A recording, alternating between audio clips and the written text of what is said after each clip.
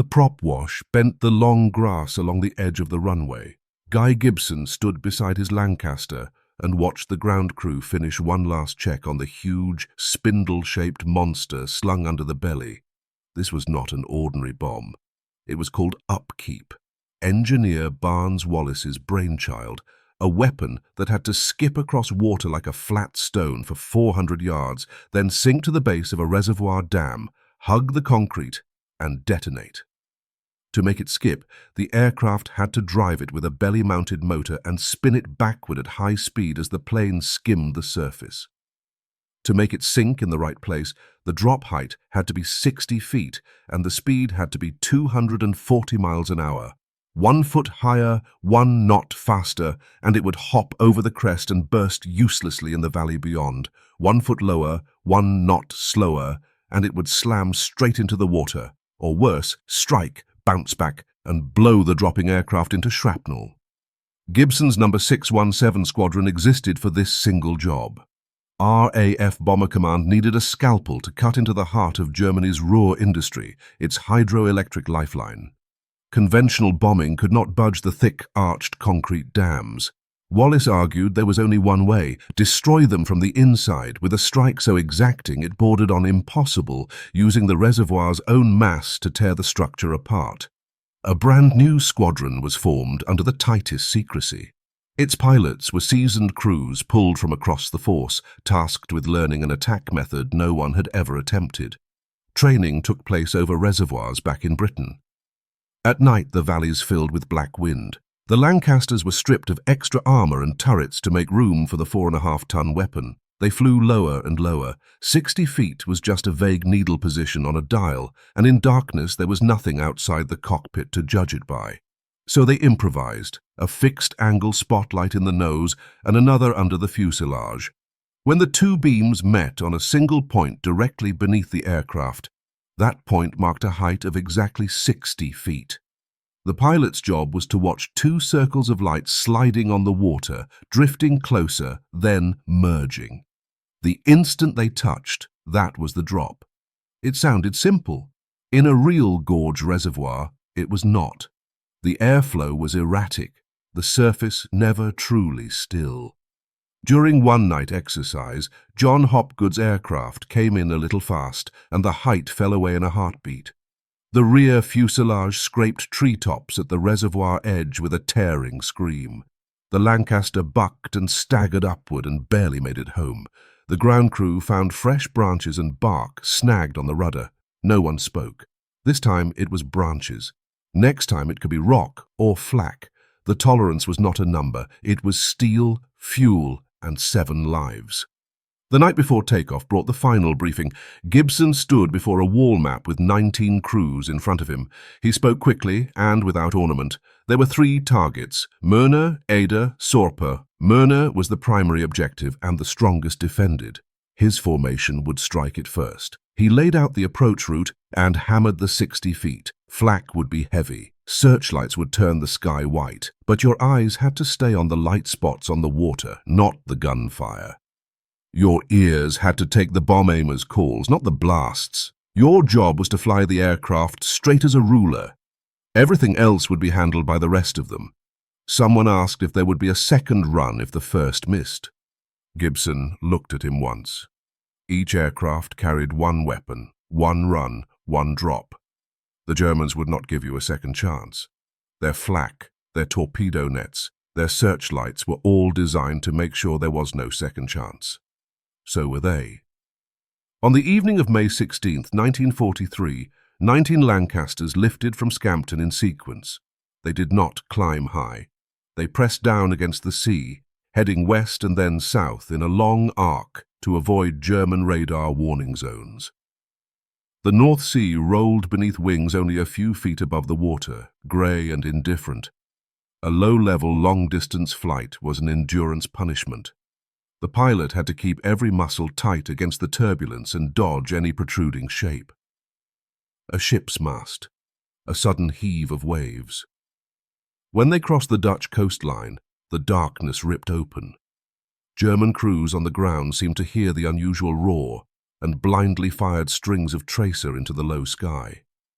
The lead aircraft jinked hard and slipped through, but one behind it, piloted by Bill Astell, either edged off course to avoid fire or simply lost his line in the thickness of night. A ground station later reported a huge fireball flaring low, then vanishing at the shoreline. No distress call. Nothing. Number 617 Squadron's first loss came before anyone even saw a target. The war had not yet begun its formal accounting. The formation could not stop and did not try. They pushed south through darkness, skimming rivers, forests, sleeping villages. The altimeter needle trembled around 60 feet, and only the brief appearance of ponds or river surfaces let them check the twin light spots and correct. Navigators constantly cross-checked landmarks against memorized reconnaissance photographs. In the silence, pressure settled into every stomach like cold lead. At last, Gibson in the lead saw a faint glow on the horizon, the lights of the Ruhr. He matched it to the map and eased the heading. Time crept toward the calculated point. Then he saw it. In moonlight, a huge arched grey barrier spanning two hills, the Möhne Dam. Behind it lay a broad black reservoir, still as polished inkstone. At the foot of the dam, tiny points of light moved. Vehicles or gun positions. The dam itself looked unnaturally smooth, unnaturally solid. Gibson opened the intercom, his voice steady and flat. "All aircraft, we're here. Break out as briefed. Remember your height. Remember your speed. Remember, one chance." He clicked off and told his bomb aimer, "Get the spotlights ready." The bomb aimer threw the switch. Under the fuselage, two cones of light stabbed down into the darkness. Two bright patches wobbled on the water, separated, then, under the pilot's careful touch, began to draw together. At the instant they were about to merge, the hillsides on either side of the dam erupted with blinding white beams. Searchlights woke. Like giant arms, they began sweeping and stabbing, hunting in mad arcs. A moment later, the first red flak traces rose lazily from the black around the reservoir, then multiplied, denser, faster, knitting toward the sound of engines into a lethal net. The real gamble began. Gibson's aircraft, dragging those two beams that tried to measure the distance between life and death, flew straight toward the center of the lights and fire, straight toward the concrete wall. Möhne's flak was a moving wall of flame. Gibson saw a searchlight lock onto the shape of his Lancaster. He shouted into the radio, not to the bomb aimer, but to the entire formation. "Hold your line! Keep your eyes on the water! I'll deal with the lights!" He did not break the approach. The Lancaster kept driving forward as the two light circles trembled closer on the reservoir's black mirror. Shells began bursting around them, black puffs edged with red. Turbulence slapped the aircraft. Gibson told the bomb aimer, "Ignore it. Give me height." The bomb aimer's voice was tight but clear. "Light circles closing. Steady. A touch of right rudder. Now." At the moment the spots merged, the bomb aimer pressed the release. The aircraft kicked upward as upkeep dropped free and fell into the dark. Gibson shoved the controls, the Lancaster snapping into a hard right turn and climbing as he yelled into the microphone, "Weapon away! All units, clear the blast spray!" He could not see the result immediately. He had to survive the exit. One searchlight stayed glued to him, and flak walked along his track. Gibson made a decision. He did not break away towards safer air. He circled the reservoir in a wide orbit, keeping his aircraft where the searchlights could most easily see it, while raking roughly toward the searchlight positions with his forward guns. He did not need hits. He needed disruption. He was using himself as bait, pulling as much fire as possible off the next aircraft and buying them seconds of relative calm. It was the most direct cover a commander could give in that moment, draw a dangerous circle with his own plane. Seconds later, the water moved, not an explosion. The weapon did what Wallace had calculated. It struck the surface and skipped forward, dragging a white wake like a giant stone. First skip, second, third. Then it hit the concrete, but it did not hug. The angle was off by a few degrees. The bomb bounced up, cleared the crest, and detonated on the hillside behind the dam. A huge fireball lit the valley. The dam did not move. A perfect technical demonstration. A complete tactical failure. Gibson felt his stomach drop.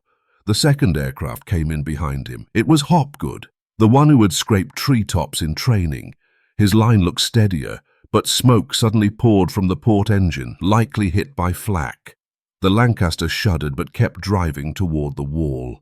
His weapon released and skipped. This time the track looked truer, but on the final skip it seemed to strike something, floating debris or a moment of unstable spin. It did not reach the dam. It detonated early in the water, dozens of yards short. The water column rose like a white mountain and nearly swallowed Hopgood's aircraft. The damaged Lancaster clawed upward for a heartbeat with flames and smoke, then lost control and plunged into the forest at the reservoir edge, becoming an even larger fireball. No parachutes. Third aircraft, fourth. The assault continued. Every run repeated the same hell. Hold the aircraft steady under crossfire. Find the 60-foot light merge, release, then wrench away. Some weapons skipped wide. Some detonated too far out. Some vanished into the dark with no visible effect. The dam still stood. Gibson kept circling. His aircraft had been hit more than once. Warning lights flickered on the panel. Fear and anger burned in his chest, but not for himself. He watched the younger aircraft come in, one by one, and some did not come out. The cost was climbing by the minute, and the stake, the slab of concrete, still looked untouched. Then the fifth aircraft arrived. The pilot was Martin. His approach looked almost perfect. Between Gibson's distraction and the chaos drawn by earlier attacks, he found a brief window. His weapon struck the water and skipped. Once, twice, 3 times. On the fourth rise, it drove straight into the dam, low and near the middle. It did not bounce away. It clung to the wet concrete and sank along the curved face. A few seconds of dead silence. Then a dull, heavy sound rolled up from deep inside the reservoir. Not a sharp blast, but the groan of something enormous failing from within. The dam's surface bulged. Cracks spread like black lightning. Then a massive section of concrete was forced outward by an unimaginable pressure and tumbled into the downstream. A white, boiling wall of water burst through the breach. Only a few meters wide at first, but the weight of billions of tons immediately began tearing the wound open. The gap widened in seconds, roaring like thunder. The Möhne Dam had failed. A rasping cheer broke over the radio, and Gibson cut it off at once. Silence. All remaining aircraft. Report status and remaining weapons. The tally came back fast and brutal. Several aircraft had been lost in the Möhne attack. Some weapons were gone with them. Some had already been dropped. Only a handful still carried usable bombs. Gibson did not hesitate. The plan was the plan. Möhne was down. Next was Eder. He ordered every aircraft still able to fight to turn southeast toward the Eder reservoir. No time to celebrate. His voice came through cold and tired. Eder's terrain is worse. We have to do it again. The Eder reservoir lay in a narrower, more twisting gorge. Moonlight here broke into fragments under mountain shadows. When Gibson led the survivors in, the problem changed completely. The reservoir was long and cramped, flanked by steep slopes, and the approach was so difficult it was almost impossible to fly a straight, stable, final run. And there was still flak. Perhaps alerted by the commotion at Möhne, but not slackening. On the first attempt, one aircraft finally found an angle only to spot high-tension cables ahead at the last moment. The pilot pulled up, the weapon dropped wide and exploded on a hillside. On the second attempt, an aircraft released successfully, and the bomb skipped toward the dam, but the Eder structure differed slightly from Möhne. The weapon struck and seemed not to sink properly. The blast left only a dent. On the third attempt, flak damaged the aircraft badly during the run. The bomb aimer could not hold the aim. The weapon fell far out into the reservoir. Time bled away. Fuel burned down. The crews were near the end of what they could physically and mentally take. Every failed run meant another pass through fire, another fight with terrain. Frustration and despair spread. Maybe Eder could not be cracked. Maybe whatever luck they had carried had already been spent at Möhne. Gibson looked at the last 2 or 3 aircraft still capable of another run. He had to choose, push exhausted crews in damaged aircraft into what looked like an impossible approach, or preserve what little strength remained and send them home. If he quit now, the night's result would be one destroyed dam. Was that success? Perhaps. But the plan called for 3. And Eder's reservoir was enormous. Breaching it would unleash a separate flood and hit another area. He called in Leslie Knight. Knight's aircraft was still in decent shape, and he still carried his weapon. "Last time," Gibson told him without encouragement. Only statement. "We'll clear what we can. How do you want to fly it?" Knight and his crew studied maps and models. They found a line not fully considered before. Extremely dangerous. Enter through a notch at one end of the reservoir. Fly almost against a ridge, then at the last instant bank hard and swing the nose onto the dam. It demanded extraordinary control and would expose the aircraft's side to any fire on the far slope. There was no other way.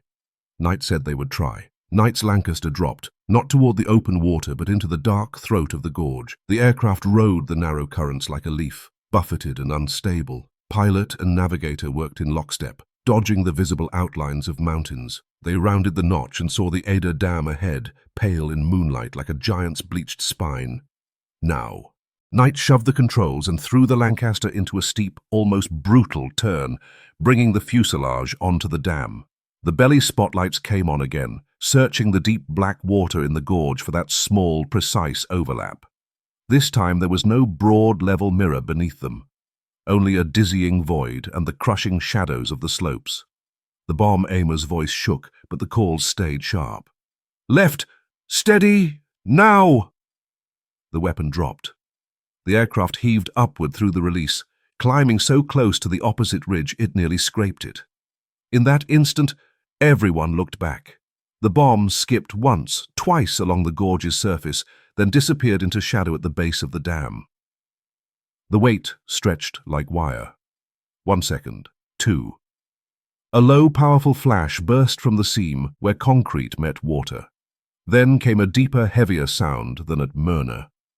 Spiderweb cracks appeared across the dam's face. A huge section began to tilt outward, slowly at first, then with the certainty of collapse. A second white torrent tore free and roared into the downstream darkness. On the radio there was only the hiss of current. Then someone let out a long breath. No cheering, only a near-empty confirmation. Gibson watched the great wall breaking and the flood spilling out and spoke his last order of the night into the microphone. "All units, disengage, return by the planned route, we're going home." He clicked off and leaned back. The cockpit smelled of fuel, ozone, and sweat. Outside, in the moonlight, 2 immense floods were spreading over the Ruhr, shining with a cold, unnatural whiteness. Where they went, they swallowed contours, roads, rails, bridges, and the small village lights that maps did not bother to name. The flight back was just as long, but far quieter. The intercom carried little talk, only the steady roar of engines and the navigator's occasional low confirmation of bearings. Gibson sat at the controls, hands still on the yoke, as the tight wire inside him slowly loosened. What remained was bone-deep exhaustion and a hollow space behind it. The sky lightened from ink black to deep blue. They crossed the coast and found the relative safety of the English Channel. When England's familiar green fields emerged in dawn haze, no one cheered. Fuel needles hovered near red. Some aircraft were wounded. Making it back at all felt like its own kind of victory. Scampton's runway was lit with guidance lamps. One after another, the Lancaster's huge shadows touched down. Some landing gear came in rough, sparks scraping along the tarmac. In the end, 19 had departed and 11 returned. Ground crews and tower staff ran toward the aircraft. Hatches opened. Crews climbed out, and when their boots hit solid ground, some swayed, as if their bodies could not accept the sudden flat quiet. Faces were smeared with oil, sweat, and fatigue. Eyes looked unfocused, slow to adjust to peace. One man squatted and put a hand on the runway. Another simply stood and stared east toward the sky they had just crossed, where the horizon was turning pale. In the briefing room, the smell of hot tea and food could not drive out the other atmosphere. The living reported, intelligence officers wrote. Gibson described the night in dry, economical sentences, Möhne destroyed, Eder destroyed, Sorpe not breached due to terrain and defences, losses. He read out call signs and what was known. The room's lighting felt too bright, shining down on faces that showed almost nothing. Confirmation signals were already going out. Cheers from higher levels seemed to press faintly through the walls, but in that room there was only the stillness of a job completed and the blunt ache of missing companions. Days later, reconnaissance photos arrived. The big glossy prints were clear in a way that felt cruel. The jagged breach in Möhne's wall gaped like a mouth. The collapsed span at Eder. The reservoir's once full outlines shrank, exposing wide beds of mud. More shocking still was downstream, the neat lines of river valleys replaced by a limitless grey-white floodplain. The photos could mark demolished factories, broken rail bridges, crippled power stations. These were the targets, the coordinates in a plan, the footnotes of victory. But the eye could not help moving between those coordinates. In that grey-white water lay buildings at road junctions, the villages that had once been thin lines along the riverbanks, now reduced to roof points or blank absence. The photos had no sound and no colour, yet they carried the sense of a dead quiet after the water withdrew and the sight of mud covering everything. Analysts measured the flood spread with dividers and rulers, circling key damage to facilities. And beside broad drowned areas that could not be labelled as military targets, they might sketch a small question mark or leave them unmarked. Achievement and side effect froze together on the same sheet, inseparable. The communiques and the propaganda machine moved fast. A great raid, an engineering miracle, a blow to the Ruhr's heart. Headlines appeared. Churchill received briefings. Number 617 Squadron was awarded a collective citation and Gibson received the Victoria Cross. The surviving crews were pushed forward as heroes. Their story was simplified and refined, focused on ingenious technique and night courage. The skipping bombs and the 60-foot runs became clean lines in a legend. Yet within the cooler assessments of commanders and strategists, another account began to surface, one that grew clearer after the war. The destruction from the floods was enormous. Ruhr production was visibly disrupted in the following months, especially power supply and transportation. But Germany's war machine did not collapse. Repairs moved forward at a startling pace, and backup dispersed capacity was pulled into use. The raid resembled a violent shock more than a fatal internal hemorrhage. It stunned the Germans, lifted Allied morale, and proved the possibility of precision attack. But it did not shorten the war as dramatically as the most optimistic planners had hoped. It was a brilliant tactical success, while its long-term strategic value remained caught in complex debate. And the bill for the cost grew heavier and more specific after the fighting ended. The casualty numbers caused by the floods were finally compiled into a cold total measured in the thousands. They included not only German civilians, but also large numbers of prisoners of war and forced labourers. Men pulled from across Europe by the Nazi system and compelled to work in factories and around the dams. Their lives were swallowed by a force set loose by the most precise calculation, a force that did not distinguish between uniforms and none. That fact hung like a shadow beneath the Victoria Cross and the halo of the skipping bomb legend. Years later, when people spoke of Operation Chastise, it tended to live in memory as two faces at once. One was an epic of courage, innovation, and extreme skill. A handful of elite airmen mastering a singular weapon to complete what was thought impossible. The other was a cold dossier of war ethics, collateral deaths, and the complicated meaning of victory. No matter how exact the intent, once the gates opened, the flood's path could no longer be fully controlled by the bomb aimer. Guy Gibson did not live to see the long argument. A little over a year after the dam raid, he was killed in another routine bombing mission. Number 617 Squadron survived, and because of the distinctive precision it displayed during the raid, it became a legendary RAF precision strike unit and continues to exist to this day. On its badge is the image of the breached Möhne Dam, and beneath it the squadron motto, "After you, sir."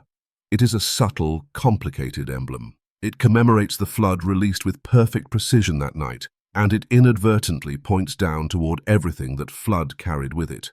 A gamble that pushed calculation to its absolute limit left behind a watermark in history that can never be filed into a single category. Victory and cost, equally sharp, equally visible.